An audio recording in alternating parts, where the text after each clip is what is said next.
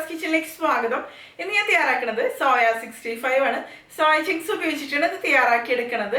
ഇത് ഒരുപാട് health benefit ഉള്ള ഒരു ഐറ്റം തന്നെയാണ്. പ്രത്യേകിച്ച് വെജിറ്റേറിയൻസിന് മാത്രമല്ല നോൺ വെജിറ്റേറിയൻസിനും ഇഷ്ടപ്പെടുന്ന ഒരു ഐറ്റം തന്നെയായിരിക്കും ഇത്. അപ്പോൾ നമുക്കിത് എങ്ങനെയാണ് നല്ല ടേസ്റ്റി ആയിട്ട് തയ്യാറാക്കണേന്ന് നോക്കാം. അതിനു മുമ്പ് നിങ്ങൾ ആദ്യമായിട്ടാണ് എൻ്റെ ചാനൽ കാണുന്നതെങ്കിൽ ഒന്ന് സബ്സ്ക്രൈബ് ചെയ്തോളൂട്ടോ. സബ്സ്ക്രൈബ് ചെയ്യുമ്പോൾ സബ്സ്ക്രൈബ് ബട്ടൻ്റെ തൊട്ടടുത്ത് തന്നെയുള്ള ബെലൈക്കൺ കൂടി ഒന്ന് എനേബിൾ ചെയ്യുക. അപ്പോഴാണ് ഞാൻ അപ്ലോഡ് ചെയ്യുന്ന വീഡിയോസിൻ്റെ നോട്ടിഫിക്കേഷൻസ് നിങ്ങൾക്ക് കിട്ടുള്ളൂട്ടോ. പിന്നെ ഞാനിപ്പോൾ പുതുതായിട്ട് ഒരു വാട്സാപ്പ് ഗ്രൂപ്പും അതുപോലെ തന്നെ ഒരു ടെലിഗ്രാം ചാനലും തുടങ്ങിയിട്ടുണ്ട്. അപ്പോൾ കുക്കിംഗ് താല്പര്യമുള്ളവർക്ക് അതിൽ ജോയിൻ ചെയ്യാട്ടോ. ഞാൻ ലിങ്ക് ഡിസ്ക്രിപ്ഷനിൽ കൊടുക്കാം. അപ്പോൾ നമുക്കിതിങ്ങനെ തയ്യാറാക്കണേന്ന് നോക്കാം. അപ്പോൾ നമുക്ക് തുടങ്ങിയാലോ. ഞാനിവിടെ 2 കപ്പ് സോയ ചങ്ക്സ് ആണ് എടുത്തിരിക്കുന്നത്. 250 ml കപ്പിലാണ് എടുത്തിരിക്കുന്നത്. ഇതിന് നമുക്കൊരു പാത്രത്തിലേക്ക് ഇട്ട് കൊടുക്കാം. ഇതിപ്പോൾ ചെറിയ ടൈപ്പ് സോയ ചങ്ക്സ് ആണ്. വലുതാണെന്നുണ്ടെങ്കിൽ നിങ്ങൾക്കൊന്ന് വേണമെങ്കിൽ കട്ട് ചെയ്തെടുക്കാം. ഇനി നമുക്കിതിലേക്ക് നല്ല തിളച്ച വെള്ളം ഒഴിച്ചു കൊടുക്കാം. നല്ല തിളച്ചുകൊണ്ടിരിക്കുന്ന വെള്ളം തന്നെയാണ് ഞാൻ ഒഴിച്ചു കൊടുക്കുന്നത്. കുറച്ചധികം തന്നെ ഒഴിച്ചു കൊടുക്കുക. കാരണം ഇത് സോക്കായിട്ട് വരുമ്പോൾ ഇത് ശരിക്കും വീർത്ത് വരുമല്ലോ. ഇനി ഇത് നമുക്ക് നന്നായിട്ടൊന്ന് മിക്സ് ചെയ്ത് കൊടുക്കാം. അതിനുശേഷം നമുക്കിത് അടച്ചു വയ്ക്കാം. ഒരു 20 മിനിറ്റോളം ഇത് ഇതുപോലെ തന്നെ ഇരുന്നോട്ടെ. അതിനുശേഷം നമുക്ക് ബാക്കി പരിപാടികൾ ചെയ്യാം കേട്ടോ. ഇപ്പം ഇതൊരു 20 മിനിറ്റ് കഴിഞ്ഞു കേട്ടോ. നമുക്കിനി തുറന്ന് നോക്കാം. കണ്ടില്ലേ, നന്നായിട്ട് തന്നെ ഇത് സോക്കായിട്ട് വന്നിട്ടുണ്ട്. ഇനി നമുക്ക് ഇതിലത്തെ ഈ വെള്ളം കളഞ്ഞിട്ട് ഒരു 3-4 പ്രാവശ്യം ഇത് നന്നായിട്ട് കഴുകിയെടുക്കാം. കഴുകിയെടുക്കുമ്പോൾ ഇത് നന്നായിട്ട് തന്നെ പിഴിഞ്ഞെടുക്കാം കേട്ടോ. ഇതിപ്പോൾ ഞാനൊരു 3-4 പ്രാവശ്യം നന്നായിട്ട് തന്നെ കഴുകിയെടുത്തിട്ടുണ്ട്.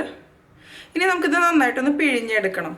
ഇത് പിഴിഞ്ഞെടുക്കണത് എന്തിനാന്ന് വെച്ചാൽ ഇതിൻ്റെ ഒരു ബാഡ് സ്മെല്ല് ഉണ്ടാവുമല്ലോ. അതെല്ലാവർക്കും അങ്ങനെ ഇഷ്ടപ്പെടണമെന്നില്ല. അത് കാരണമാണ് നമ്മൾ ഇത്ര പ്രാവശ്യം ഇത് കഴുകിയെടുത്തിരിക്കുന്നത് കേട്ടോ.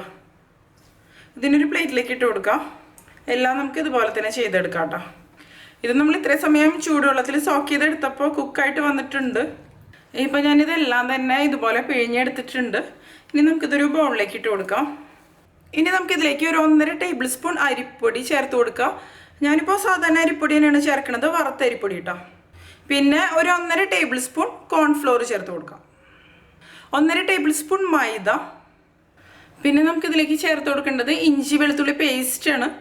പേസ്റ്റ് ആണെങ്കിൽ കൂടുതൽ നല്ലതാണ്. ഞാനിപ്പോൾ ഇഞ്ചിയും വെളുത്തുള്ളിയും നന്നായിട്ട് ചതച്ചെടുത്തിരിക്കുന്നതാണ് കേട്ടോ. അങ്ങനെയായാലും കുഴപ്പമില്ല. പിന്നെ നമുക്കൊരു 1/4 ടീസ്പൂൺ മഞ്ഞൾപ്പൊടി ചേർത്ത് കൊടുക്കുക. ഇതിലേക്ക് ഗരം മസാല 1/2 ടീസ്പൂൺ, മല്ലിപ്പൊടി 1/2 ടീസ്പൂൺ ചേർത്ത് കൊടുക്കാം. പിന്നെ ഞാനിതിലേക്ക് കാശ്മീരി മുളക് പൊടിയാണ് കേട്ടോ ചേർത്ത് കൊടുക്കുന്നത്. അത് നമ്മുടെ എരിവിനനുസരിച്ച് ഞാനിപ്പോൾ ഒരു 1.5 ടേബിൾ സ്പൂണാണ് ഇതിന് വേണ്ടിയിട്ട് എടുത്തിരിക്കുന്നത്. ഇനി ഒരു 1/4 ടീസ്പൂൺ കുരുമുളക് പൊടി ചേർത്ത് കൊടുക്കാം. ഇനി ജീരകം വറുത്ത് പൊടിച്ചത് ഒരു 1/4 ടീസ്പൂൺ ചേർത്ത് കൊടുക്കാം. ക്യുമിൻ സീഡ്സിൻ്റെ പൊടിയാണ് കേട്ടോ ഞാൻ ചേർത്ത് കൊടുത്തിരിക്കുന്നത്. ഇനി നമുക്കിതിലേക്ക് തൈരാണ് ചേർത്ത് കൊടുക്കേണ്ടത്. ഞാനിപ്പോൾ ഇതിലേക്ക് ഒരു 1.5 ടേബിൾ സ്പൂൺ തൈരാണ് കേട്ടോ ചേർത്ത് കൊടുക്കുന്നത്. ഇനി നമുക്കിതിലേക്ക് ആവശ്യത്തിന് ഉപ്പും കൂടിയും ഇട്ട് കൊടുക്കാം. നമ്മൾ സാധാരണ ചിക്കൻ 65 ഒക്കെ തയ്യാറാക്കി എടുക്കുമ്പോൾ അതിലേക്ക് മുട്ട ചേർത്ത് കൊടുക്കാറുണ്ട്. പക്ഷേ ഇതിലേക്ക് ഞാനിപ്പോൾ മുട്ട ചേർത്ത് കൊടുക്കണില്ല. ഇത് നമുക്ക് കൈ വെച്ച് തന്നെ മിക്സ് ചെയ്തെടുക്കാം കേട്ടോ. എന്നാലാണ് എല്ലാ ഭാഗത്തോട്ടും കറക്റ്റായിട്ട് ഇത് പിടിക്കുള്ളൂ. അല്ലെങ്കിൽ എല്ലാ മസാലകളും നമ്മൾ ചേർത്ത് കൊടുത്ത എല്ലാ മസാലകളും എല്ലാ ഭാഗത്തോട്ടും കറക്റ്റ് ആവില്ല. ഇതിലേക്ക് നമ്മൾ ഇനി വെള്ളമൊന്നും ചേർത്ത് കൊടുക്കേണ്ട ആവശ്യമൊന്നുമില്ല. ആ തൈരിൻ്റെ ഒരു നനവിൽ തന്നെ ഇത് നന്നായിട്ട് തന്നെ മിക്സായിട്ട് വന്നിട്ടുണ്ട്. ഇപ്പം ഇത് നന്നായിട്ട് തന്നെ മിക്സായിട്ട് വന്നിട്ടുണ്ട്. ഇനി നമുക്കിത് കുറഞ്ഞത് ഒരു അരമണിക്കൂറെങ്കിലും ഇതുപോലെ വെക്കാം. കുറച്ച് കൂടുതൽ സമയം വെച്ചിരുന്നാൽ നന്നായിട്ട് തന്നെ ഈ മസാലകളൊക്കെ ഇതിൻ്റെ ഉള്ളിലോട്ട് നന്നായിട്ട് പിടിക്കും കേട്ടോ. അപ്പോൾ കൂടുതൽ സമയം വെക്കുകയാണെന്നുണ്ടെങ്കിൽ ഫ്രിഡ്ജിൽ വെക്കാം. ഇനി ഒരു അരമണിക്കൂർ കഴിയട്ടെ. അതിനുശേഷം നമുക്ക് ബാക്കി പരിപാടികൾ ചെയ്യാം. ഇപ്പോൾ ഇതൊരു അരമണിക്കൂർ കഴിഞ്ഞു കേട്ടോ. നമുക്കിതൊന്ന് ഫ്രൈ ചെയ്തെടുക്കാം. ഇത് ഫ്രൈ ചെയ്തെടുക്കാൻ വേണ്ടിയിട്ട് ഞാനിവിടെ ഒരു പാൻ എടുത്തിട്ടുണ്ട്. ഇതിലേക്ക് നമുക്ക് ആവശ്യത്തിന് ഓയിൽ ഒഴിച്ച് കൊടുക്കാം കേട്ടോ. ഓയിലിനി നന്നായിട്ട് തന്നെ ഒന്ന് ചൂടായിട്ട് വരട്ടെ. അതിനു മുമ്പ് ഇതിൽ മസാലകളൊക്കെ കറക്റ്റ് ആണോ എന്ന് നോക്കുക. ഉപ്പും അതുപോലെ ബാക്കി ചേർത്ത് കൊടുത്തിട്ടുള്ള മസാലകളൊക്കെ കേട്ടോ.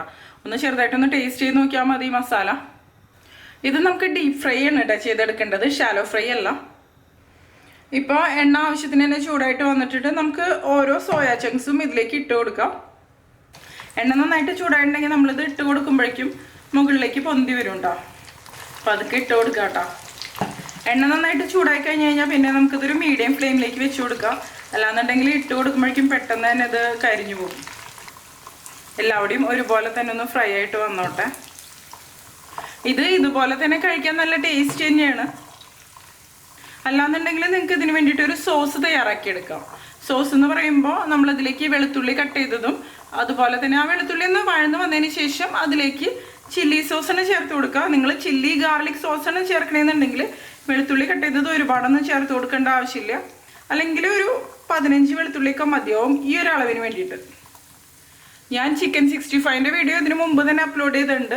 അപ്പോൾ ഞാൻ അതിൽ കാണിക്കുന്നുണ്ട് എങ്ങനെയാണ് സോസ് തയ്യാറാക്കണേന്ന്. അപ്പോൾ കാണണം എന്നുള്ളവർക്ക് അത് നോക്കിയാൽ മതി കേട്ടോ. ഞാൻ ലിങ്ക് ഡിസ്ക്രിപ്ഷനിൽ ഇടാം അതിൻ്റെ. പിന്നെ നോമ്പിൻ്റെ സമയത്തൊക്കെ കഴിക്കാൻ പറ്റിയ ഒരു അടിപൊളി ഐറ്റം തന്നെയാണ്. പൊതുവേ സോയ ചിങ്സ് ഇഷ്ടപ്പെടുന്നവർ ഇത് നന്നായിട്ട് തന്നെ ഇഷ്ടപ്പെടും. പക്ഷെ ഇഷ്ടമില്ലാത്തവർക്ക് ഇതിൻ്റെ ഒരു സ്മെല്ല് കാരണമാണെന്ന് എനിക്ക് തോന്നുന്നത്. ഇത് ഇഷ്ടമില്ലാത്തതിൻ്റെ ഒരു റീസൺ. ഇപ്പം ഇത് നന്നായിട്ട് തന്നെ ഫ്രൈ ആയിട്ട് വന്നിട്ടുണ്ട് കേട്ടോ. നമുക്കിനിത് കോരി മാറ്റാം. ഇത് നമുക്കൊരു സ്ട്രെയിനറിലേക്ക് ഇട്ട് കൊടുക്കാം. ഇതുപോലെ തന്നെ നമുക്ക് എല്ലാ സോയ ചങ്ക്സും ഫ്രൈ ചെയ്തെടുക്കാം. ഇത് നമുക്ക് നന്നായിട്ട് ഇളക്കിയിട്ടൊന്ന് ഫ്രൈ ചെയ്തെടുക്കാം. നമ്മളത് നേരത്തെ ചെയ്തില്ല ആ ഒരു രീതിയിൽ നന്നായിട്ട് തന്നെ ഫ്രൈ ആയിട്ട് വരണം.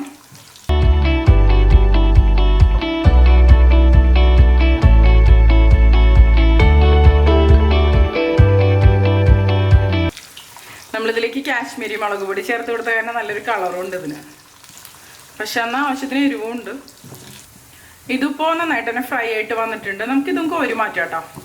ഇത് ഈ സമയത്ത് നമുക്ക് നോക്കുമ്പോൾ ഒരുപാട് അങ്ങോട്ട് ക്രിസ്പി ആയ പോലെയൊന്നും തോന്നില്ല. ഇതിൻ്റെ പുറത്ത് ആ ഒരു ചെറിയ കോട്ടിങ് മാത്രം ക്രിസ്പി ആയിട്ടുള്ള പോലെയാണ് തോന്നുള്ളൂ. പക്ഷെ ഇത് തണുത്ത് വരുമ്പോൾ നന്നായിട്ട് തന്നെ ക്രിസ്പി ആയിട്ട് വരും കേട്ടോ.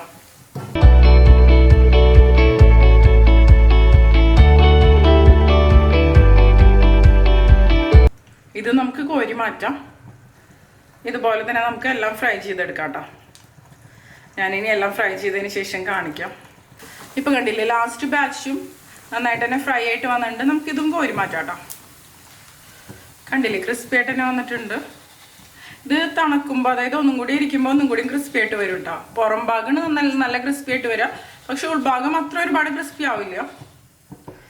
ഇനി ഈ എണ്ണയിലേക്ക് തന്നെ നമുക്ക് പച്ചമുളകും അതുപോലെ കറിവേപ്പില ഇട്ട് ഫ്രൈ ചെയ്തെടുക്കാം. പച്ചമുളക് ഇട്ട് കൊടുക്കാം. പച്ചമുളക് ഇട്ട് കൊടുക്കുമ്പോൾ ശ്രദ്ധിക്കാം കേട്ടോ. നീങ്ങി നിന്ന് ഇട്ട് കൊടുക്കാം. കറിവേപ്പില ഇട്ട് കൊടുക്കാം.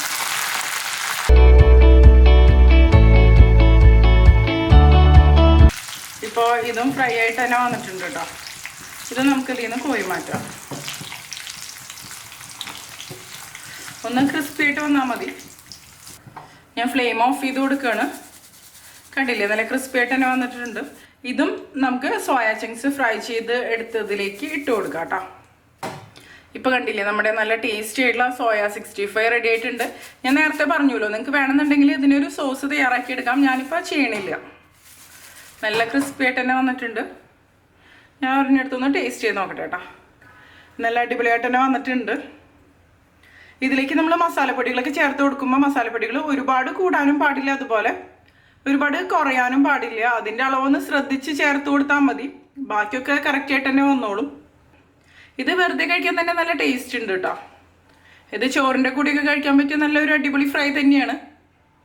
അപ്പോൾ നമ്മുടെ സോയ 65 റെഡി ആയിട്ടുണ്ട്. അപ്പോൾ എല്ലാവരും ട്രൈ ചെയ്ത് നോക്കിയിട്ട് നിങ്ങളുടെ എക്സ്പീരിയൻസ് ഷെയർ ചെയ്തോളൂ കേട്ടോ.